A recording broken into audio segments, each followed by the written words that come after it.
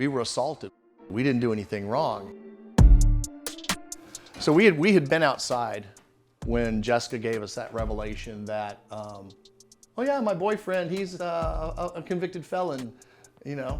When I heard that, knowing the boys were in here and around him, he's got to go. And about that time, Jessica came at me like this. I put my hands up and he comes behind her with a fist and the fight is on. The fight happened in this area right here. This table got knocked around. That stool got knocked down. I'm hitting this guy and he's hitting me. He hits BJ. Next thing I know, they break off from us and sprint up the stairs. I'm coming up the stairs. The door closes. All the while, as Todd was running upstairs and he's behind that door, I'm gonna kill you, MFer. I'm gonna effing kill you, you MFer. And I'm saying, call 911. Tell them we've been assaulted and I'm armed. They asked me to stand up and turn around, and that's when I realized I'm being arrested. As they're putting the cuffs on, I'm like, I'm being arrested? Yes, you are, and you're going to jail. It's like, but I was the one attacked. I must have stared a hole right where that leaf is at, right here in the ground, just staring there, like trying to comprehend what happened that night. My name is John Wollaston. Originally, I'm from Midland, Texas. Spent 23 years in the Army as a military broadcaster and public affairs specialist. Retired about 4 years ago. My wife, Billy Jo, and I have been married coming up on 23 years now. Retired here. We fell in love with Kentucky when I was stationed here at Fort Knox. It just had been it had been a normal day at work. I was working on Fort Knox. Our daughter, Jessica, and our two grandsons, Kate and Kason, were living here. She had just gotten divorced, and we had them set up here at the house. The oldest one was fixing to start kindergarten. She had a really good job as a certified nurse's assistant at the VA. And so we had things going. The house was good. The grandkids were here. We had a plan. They were living here. She was going to get on her feet, get established here. Jessica has a problem of not picking guys good. And she had one, and she had a habit of just, they'd show up here and it's kind of like, oh, this is my boyfriend, you got to accept him. But you know, I love her, so I try to support her and support the kids and keep praying that she'll make a right decision. But she didn't with Todd. Todd was in an outpatient drug treatment place. May 31st. Jessica was not having to work that night, and so BJ and I were going to have a night where we didn't have to watch the boys. They come walking in. When I say they, I mean Jessica and Todd come walking in through the garage, and he's got a 12-pack of Budweiser on his shoulder, and up to her room, they go. Todd's a convicted felon. Turns out he's spent time in prison. He is a convicted felon, has had a history of violence, has a gun charge as well. So needless to say, I'm a little upset about this. I'm in the backyard, and I've got a voice that people can hear for blocks around, and I'm like, he needs to go. I do not want a convicted felon in my house. He needs to go. I want him out now. I didn't want him around the boys. I didn't want him in my house. You know, I had a security clearance at Fort Knox. She's going through a background check, and she's fixing to be a real estate agent. We don't need that kind of stuff in our house.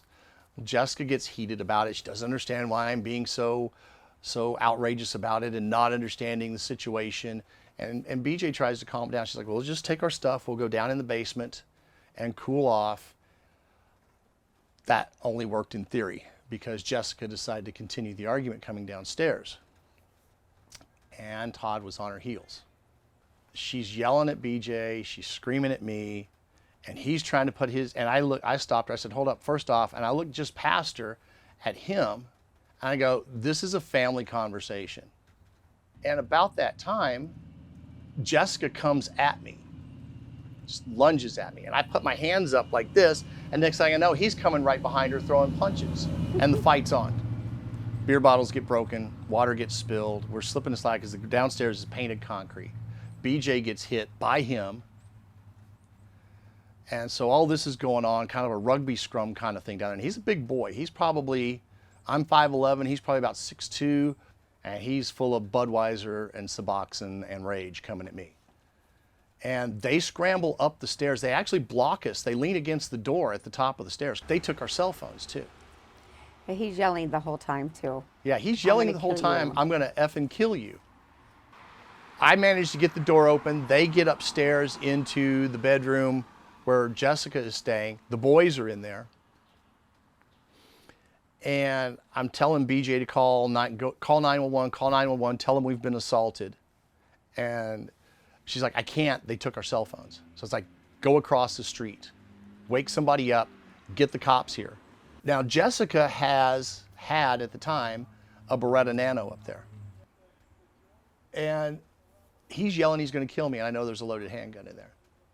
So BJ goes across the street, and actually right there, woke up and got 911 called. While she was doing that, I went into our bedroom because all of our guns were put up and stored securely because the grandkids were here. I got my, I had a Sig Sauer P365. That was my carry gun, my self-defense gun. Got it, came back out of the bedroom right at the top of the stairs, kept it down low until the cops got there. So the police arrive, BJ comes to the door, the police are here, the door's wide open. I start taking commands from them, obey everything they say, repeat what they say. Okay, they're like, okay, come down the stairs, walk backwards down the stairs, walking backwards down the stairs. They knew I had a gun because BJ told them on the 911 call, he's armed.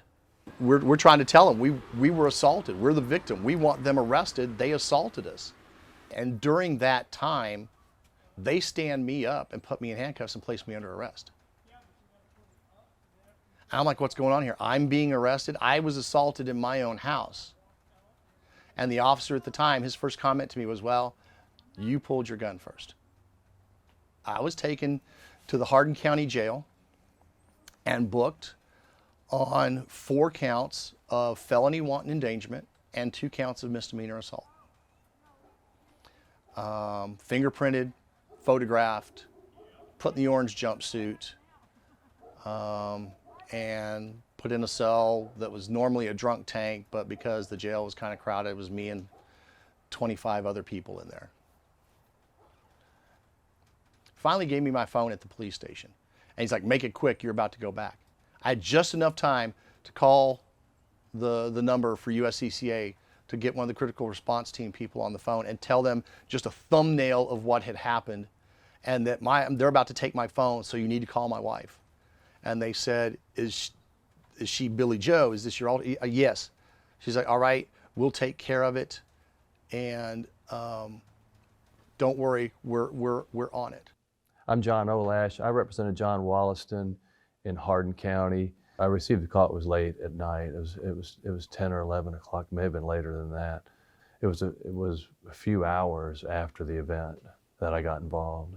She told me what happened, and I thought it was a clear case of a prosecution that shouldn't have happened. But members are, without exception, I've never seen exception, are responsible gun owners, okay? And that's, you can see that through and through on this case. So I know going in that there's about a 99% chance that this is going to be a viable self-defense claim. I get going on the case, and John's case was no exception. Billy Joe was so upset, and understandably so, and I tried to comfort her, but I also, had to give her the reality that this was going to be a process. This is going to take a while to get through this, and let's take it step by step. The first thing, let's get him out of jail. And I assured her that there wasn't a bond that the judge could post, that the judge could set, that we couldn't post because of member benefits. I said that's not going to be a problem.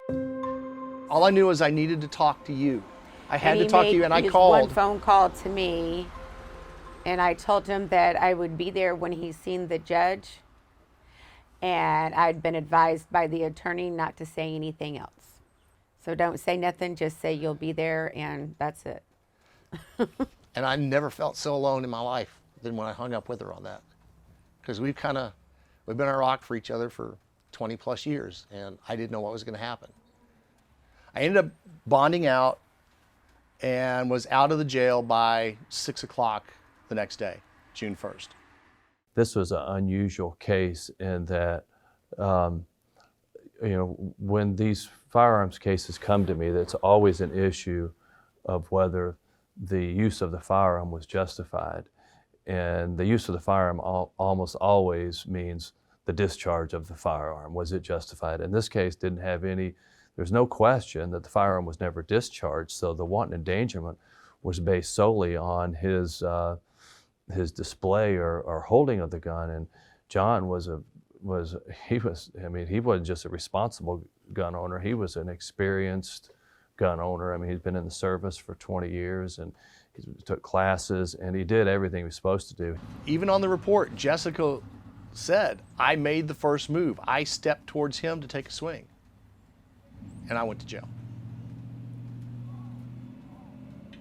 And the officer wanted to argue with me about having my weapon at low ready. He says, you had it pointed at the door. I said, no, I didn't. I said, I had it at low ready. I had it down here.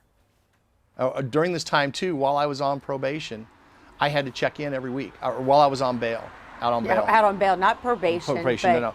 It felt like it. It felt like it. Every Friday, I had to go. Did you call? Did you check in? I had to call and check in, Yeah. tell them who I was, what county, and that nothing had changed on my status for residence, phone number, anything like that. The first response from the assistant DA when John told him that my client is not going to accept a plea, and because he does not believe he did anything wrong, and if we'll go to court on this if we have to. The assistant DA's first response was, what does he want? A effing apology? I lost my job with Fort Knox because that job requires me to have a security clearance. I was adamant the whole time. I dug my heels in. I was like, John, I'm not going to take a plea on something I didn't do, and I'm definitely not going to take a plea on anything that might cause me to lose my ability to own my guns and the right to defend myself. I was trying to work with the prosecution and let them know that this is not a case that deserves to be indicted, and it needs to be dismissed and dismissed quickly. And so it went to the judge to decide, and she's like, no, she heard the evidence, and she decided to kick it upstairs to a grand jury. They did not count on me being stubborn, going, no, I did nothing wrong. I'm not going to plead to something I didn't do, and have an attorney that would be like, okay, fine, this is how we're going to go. I do believe, though, in my heart of hearts, if I had not had USCCA, if I had not had that ability for John Olash to go, okay, I'm going to spend $40,000 on your defense, and you're not going to have to pay a dime. And I'd had to settle for, I don't mean to knock him, but if I'd had to settle for a public defender, this case would have come out much differently. The whole time that the trial was going on, from the moment that he was arrested, the thought of, what do I do now? What happens if my husband goes to jail? He can go to prison for this. Just knowing that, you guys were there, and, we're very thankful for that, because we wouldn't have ever been able to, fight it on our own. At the time this happened, we'd been members for 5 years. And it took a little convincing with her at first when I first got it. I was like, look, this is just one of those things where we may never have to use it, but if God forbid we ever do, it's going to come in handy. And it's been great ever since. There were some days that court coordinated with when I had to report in. So I would talk to the ladies and trying to figure out, because, at one point we're like 3 months into this. I'm like, what, is this normal? Does it normally take this long? She's like, oh, honey, if you could get this finished now, that'd be quick. But we got to be, and when we kind of let them in on what had happened, they couldn't believe I was in there for that. I get a call from them. It was like a Tuesday, I think. Because I remember thinking, oh, crap, did I forget to call them? Okay, yeah, that's because you were like, I forgot to call, yeah. I was like, hey, I didn't forget to call, did I? She's like, no. I got an early Christmas present for you. I was like, really? What's that? She said, the grand jury met today. I was like, oh, really? They did? So we didn't get any notification. She's like, yeah, they met, and you don't have to come see us anymore. I was like, what do you mean? She says, they no-billed it. It went before the grand jury and they no-billed it. The charges have been dropped.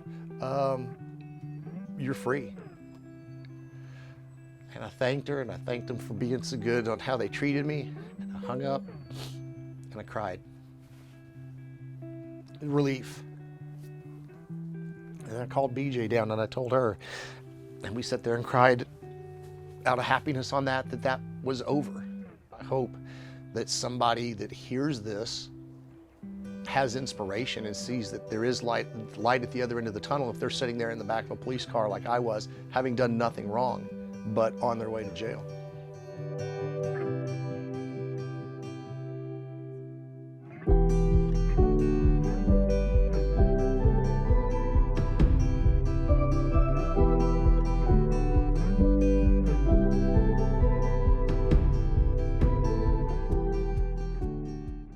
Insurance has been purchased by the USCCA and is one of the benefits of membership in the USCCA. Coverage and benefits are subject to the terms, conditions, and exclusions of the insurance policy issued to the USCCA. Every USCCA member is an additional insured on that policy. Information provided herein is for informational purposes and is not intended to be a representation of coverage that may exist in any particular situation.